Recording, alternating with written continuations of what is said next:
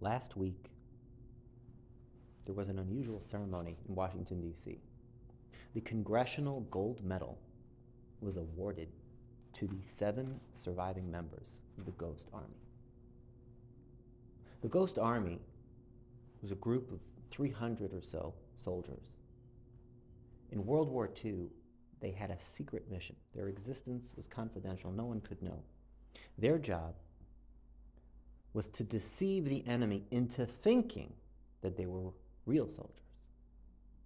They would not have real tanks. They had inflatable tanks. They had machines that could generate the sound and the vibrations to mimic many tanks crossing in one place. They could project the impression, the illusion of 30,000 soldiers, and they were used as a decoy, as a ghost, so that when the actual troops wanted to cross the Rhine River to penetrate Germany, at one point, the Ghost Army created a diversion 20 miles upstream, distracting the Germans while the real troops were able to cross. They had all kinds of colorful tactics. Sometimes they would go into cities where they knew the Germans would be watching them, and they would dress up as generals and colonels with all kinds of insignias on their uniforms just to create the impression that there were so many soldiers beneath them. And they weren't allowed to talk about this until very recently. It was highly confidential. And in fact, General Eisenhower wrote to them commending them on their service and on the members of the Ghost Army. But he added a postscript to his note. P.S. If you tell anyone about this, I will see that you hang.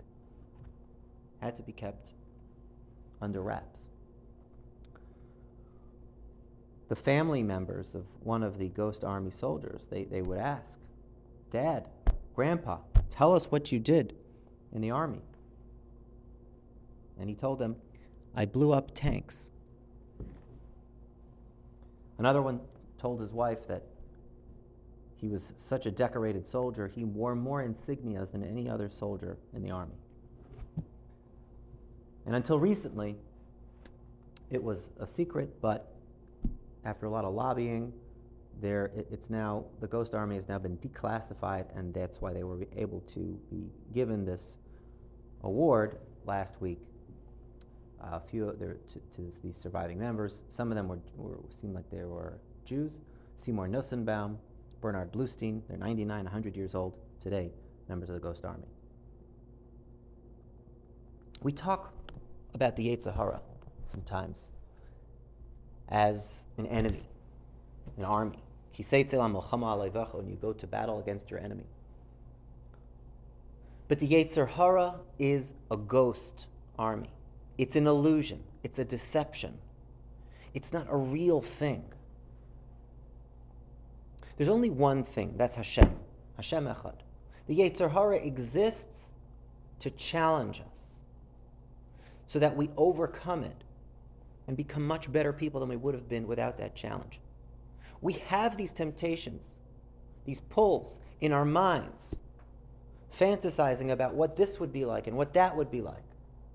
Those fantasies, those imaginations are a trick. They're not real. They don't do anything for us. They don't make our life, they don't change our life. In fact, they make our life worse. They rattle around in our heads and distract us from what we should be doing. But, we sometimes think that those pulls and those urges are something real, something that is giving us pleasure, something that could improve our lives. That's a mistake. It's a deception. The pasuk in this week's parasha starts out Zois Torah Ha'olah. This is the Torah of the Karban Olah. And the pasuk goes on to say nothing about the Olah. Instead, it talks about Trumas Hadeshen, cleaning up the ashes after the Olah. Well, that's not about the Olah. That's the after effects of it.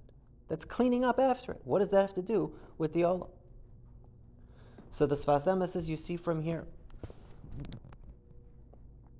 a deep insight. The carbon ola is brought not for a physical act that violated the Torah. If a person does an avera, be a daim, they have to bring a carbon chatas. The carbon ola that is brought once in the morning, once at night, every day, is lachaper al harhur halev. It is to atone for the thoughts, the improper thoughts, the fantasizing about the sins that we don't commit, the imagining. The ola represents what is oila b'machshava, what comes up in our thoughts. And after we take that and we burn it, we overcome it, we recognize that's nothing, that thought is nothing, it's a ghost, it's a trick, it's a deception. We're left with ash. And v'heire mesadesh, and then we raise up the ash. We recognize that was all a hechatimtza, a way for us to become better, to become bigger, to become higher. Because now that we had to deal with that nisayon, that temptation, that fantasy, and we had to burn it and we had to overcome it, we've now been moiser nefesh, we've dedicated ourselves in a different way. We've said we're not going to do the things that triggered those thoughts anymore. And we're living a much cleaner, purposeful, more intentional, healthier life, more in touch with our neshama, with our tzelem Elokim, with better families, with more purpose, with less distractions, with no ghosts to haunt us. Hi ha'oila al maikta. The more a person burns away those thoughts and the things that precipitated them, the more they are oila. The more there's a burning, the more there's an ascent. That's v'herim esadeshin. And so that is Torah oila. That is the whole point of the oila. The point of the oila, the point of having that downfall in the first place, of having a machshava that was oila, al halev, was v'herim esadeshin, was that it will lead to an aliyah, a yerida l'tzarech aliyah, a downfall, a descent, for the purposes of elevating a person ultimately to a higher level than they were before. And that's what Parah Aduma is all about. Taking the animalistic cow, burning it, burning away those desires, burning away those pulls, recognizing that it's a trick, it's deception, it's not real, it's not really going to make your life better, it's going to make your life worse. It's nothing, and the thought itself is nothing. It's a dimyan. It's just an illusion of a fantasy that never is, never will be, and isn't what you think it is. It's a ghost army, not a real army. It's not a real thing, which could help you in the battle to overcome it when you internalize that that's all it is. It's a ghost that we need to overcome. And that process of getting rid of those fantasies, of those things that precipitate those fantasies, getting rid of that, cleaning our life, creates that ash that has purifying properties, holy properties. That's how someone who becomes tameh, in the worst kind of tumah, what makes them tahar? The ashes of the Parah Aduma. V'herim esadeshin.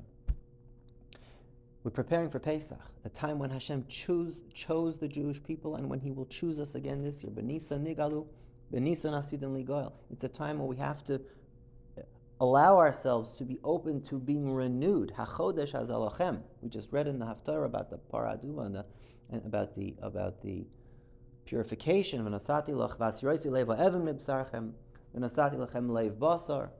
And a renewal that comes with Pesach.